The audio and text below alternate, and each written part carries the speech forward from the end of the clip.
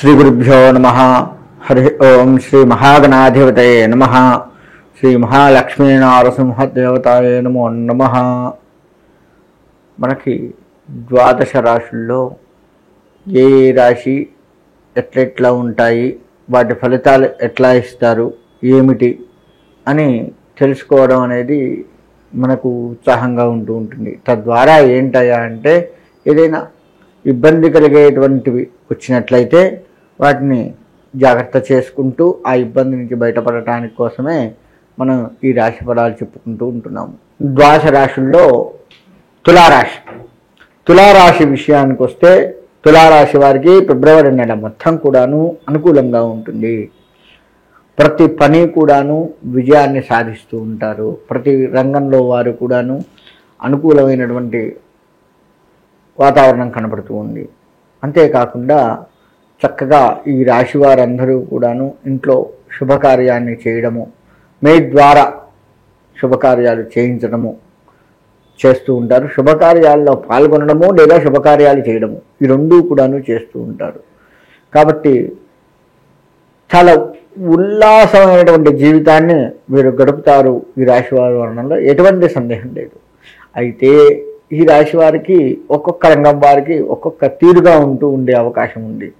కాబట్టి అంటే ఈ రాశి వారు అందరూ కూడా ఇటువంటి విషయాల్లో బాగుంటారు. కానీ ఆయా రంగాలలో వారికి వచ్చేటువంటి లాభాల విషయంలో ఆలోచిద్దాం. వ్యవసాయ రంగానికి వస్తే అటు విందు వినోదాల్లో పాల్గొంటూ ఇటు వ్యవసాయం గురించి ఆలోచించే పరిస్థితి వస్తుంది. అంటే బాడీ ప్రెజెంట్, మైండ్ ఆబ్సెంట్, ఆ విధమైనటువంటి పరిస్థితి వ్యవసాయ రంగం వారికి వస్తుంది. మనము అందరి ముందు ఉన్నాము, అందరితో నవ్వుతూ ఉన్నాము, కానీ మన ఆలోచన మాత్రం వ్యవసాయం మీద ఉంటుంది. అయ్యో నేను ఇక్కడికి వచ్చాను, వాడికి అప్పచెప్పాను, నీళ్లు పెడుతున్నాడో లేదో, మందు కొట్టమన్నాను, కొట్టాడో లేదో, ఇట్లా మన ఆలోచన అక్కడ ఉంటుంది. ఈ మధ్య ఫోన్స్ వచ్చినాయి కదండి, మరి ఫోన్స్ వచ్చిన తర్వాత తెలుస్తుంది కదా, ఇంకా టెన్షన్ ఎందుకు, సెల్ ఫోన్స్ అందరికీ ఉన్నాయి కాబట్టి వాడు ఏం చేశాడో తెలుస్తుంది కదా అని ఆలోచన ఉండొచ్చు మనందరికీ. కానీ ఫోన్ చేసి చెప్పినా కానీ వీడు అబద్ధం చెప్తున్నాడో ఏమో, మనం గుర్తు చేస్తే కానీ వెళ్ళట్లేదో ఏమో అని ఇటువంటి ఆలోచన వస్తుంది. మరి వీడియో కాల్స్ ఉన్నాయి కదా అంటే అది కొంతమందికే. అక్కడికి వెళ్ళి ఉదాహరణకి పొలానికి మందు కొట్టమన్నాం, అక్కడ వెళ్ళి కొడుతున్నట్టు ఆ కాశీ వీడియో కాల్ చూపిస్తాడేమో, తర్వాత కొట్టట్లేదేమో, ఇటువంటి ఆలోచనలతో కూడుకొని ఉంది. నెట్వర్క్ అందకపోవడము, అదే సమయంలో ఇలా ఏదో ఒక రకమైనటువంటి ఆలోచన వ్యవసాయ రంగం వారికి ఎక్కువగా ఉంటూ ఉంది. విందు వినోదాల్లో పాల్గొంటారు, అన్నీ ఉంటాయి, కానీ ఆలోచన మాత్రం మనం చేసేటువంటి ఆ వ్యవసాయం మీద ఎక్కువగా దృష్టి పెట్టే పరిస్థితి వీరికి కనబడుతూ ఉంది. విద్యారంగం వారు కూడాను అంతే, చక్కగా అన్నిట్లో పాల్గొంటూ ఉంటారు, అంతా బాగుంటుంది. చదువు విషయంలో శ్రద్ధ వహించాలి విద్యారంగం వారు. విద్యారంగంలో ఉన్నటువంటి వారు చదువుకునేవారు కావచ్చు, విద్యను బోధించేవారు కావచ్చు, టీచర్స్, లెక్చరర్స్ ఎవరైనా కావచ్చు, ఆడవారు మగవారు ఎవరైనా సరే విద్య బోధించే విషయంలో జాగ్రత్తగా బోధించాల్సిన పరిస్థితి వస్తుంది. ఎందుకు మరి జాగ్రత్తగా అంటే ఇక్కడ చదువుకున్నవాడి మీదనే మీరు దృష్టి పెడుతున్నారు, కానీ చివరగా కాస్త మామూలు చదువుకున్నటువంటి వాడు కానీ అసలు చదువుకున్నటువంటి వాడి మీద దృష్టి పెట్టకపోవడం వల్ల అదే సమయంలో టీచర్స్కి, వాళ్ళకి లెక్చరర్స్ అదే సమయంలో స్కాడ్ రావడము, లేదు మీ పై అధికారి రావడము, చెక్ చేయడము, కరెక్ట్గా ఎవరైతే చదవరో వాడినే పిలిచి ఇప్పుడు ఏం చెప్పిందిరా టీచరు అంటే వాడు చెప్పలేకపోవడము, తద్వారా మీకు కాస్త చికాకులు కలగటము. ఈ విధంగా ఈ టీచర్స్కి అంటే ఉపాధ్యాయులకు, ఆడవారు మగవారు ఎవరైనా కావచ్చు, టీచర్స్ అంటే చిన్న స్థాయి నుంచి 1వ తరగతి దగ్గర నుంచి లెక్క వేసుకుంటే పెద్ద పెద్ద డాక్టరు, కలెక్టర్ వాళ్ళకి చెప్పే విద్య విషయంలో అయినా సరే, అంటే ఎక్కువ పెద్ద చదువుల వరకు కూడాను ఈ విధమైన పరిస్థితి టీచర్స్ కనపడుతూ ఉంది. కాబట్టి అక్కడ కాస్త జాగ్రత్త వహించండి. విద్యార్థులు కూడా అంతే, ఎప్పుడు ఏది చెప్తున్నారో దాన్ని చాలా కష్టపడి టీచర్స్ చెప్పేది మైండ్లో పెట్టుకునే పరిస్థితి వీరికి కనపడుతూ ఉంది. రియల్ ఎస్టేట్ రంగం వారికి అనుకూలంగా కనపడుతుంది. కాకపోతే వీరి కింద ఎవరైతే పనిచేస్తున్నారో వారు సక్రమమైనటువంటి రీతిలో పని చేయకపోవటం వల్ల మీకు అంత చెడ్డ పేరు వచ్చే అవకాశం ఉంటుంది. మీరు మరి మేమే కష్టపడుతున్నాం, మా కింద ఎవరూ లేరు కదా అంటే మీరు అనుకున్న సమయానికి అక్కడ చేరుకోలేక టైం సెన్స్ లేదు అనే పేరు ఒకటి వీరి మీద కనపడే అవకాశం ఉంది. అన్నీ అనుకూలంగా ఉంటాయి, కానీ ఇక్కడ ఒక్క దగ్గరే రియల్ ఎస్టేట్ రంగం వారికి ఇబ్బంది కలుగుతుంది.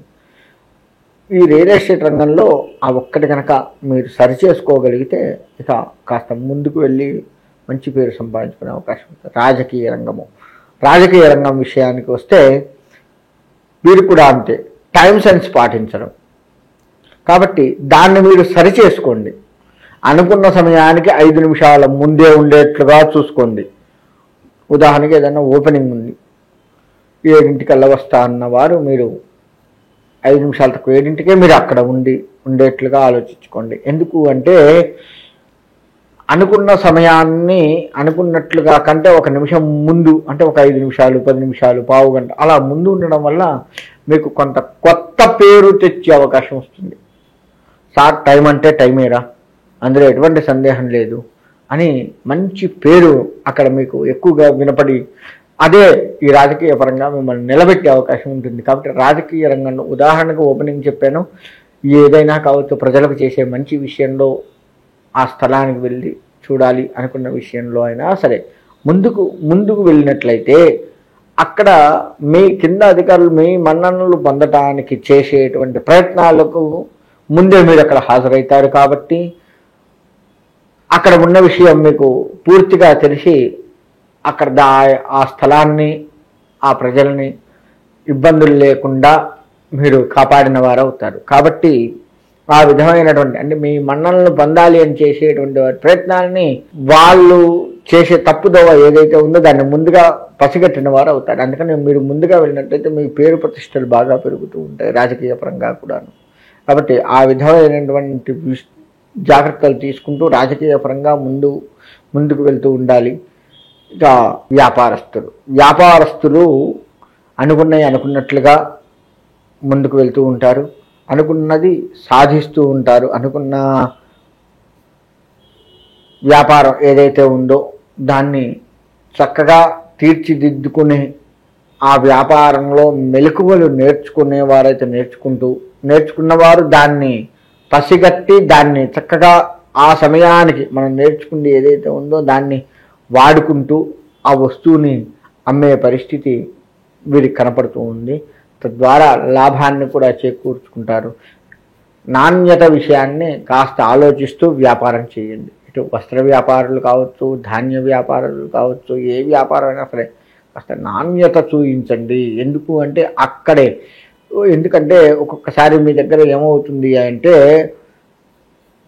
మీ కింద పనిచేసేవారు కావచ్చు, లేదు మీరైనా పొరపాటున దాన్ని నాణ్యత తగ్గింది మీ దృష్టికి రాకుండా మీరు ఆలోచించకుండా అమ్మి కాస్త ఇబ్బంది పడే అవకాశం కనపడుతుంది. కాబట్టి అటువంటి జాగ్రత్త వహిస్తూ ముందుకు వెళ్ళినట్లయితే ఓవరాల్గా చూసుకున్నట్లయితే ఈ రాశి వారికి అన్ని రంగాలుగా బాగుంటుంది. చిన్న ఒడిదుడుకులు ఉన్నప్పటికీ ముందుకు వెళ్తారు, విందు వినోదాల్లో పాల్గొంటూ ఉంటారు, చక్కగా ఉంటుంది. దైవారాధన మీకు నచ్చిన దైవారాధన చేస్తూ మీ ఇష్ట దైవాన్ని కావచ్చు, కులదైవాన్ని కావచ్చు, చక్కగా ఆ దైవారాధన చేస్తూ మీ యొక్క ఫిబ్రవరి నెల జీవితాన్ని మొత్తం కూడాను సరిదిద్దుకుంటూ ముందుకు వెళ్ళాలి అని కోరుకుంటూ సెలవు తీసుకుంటాను.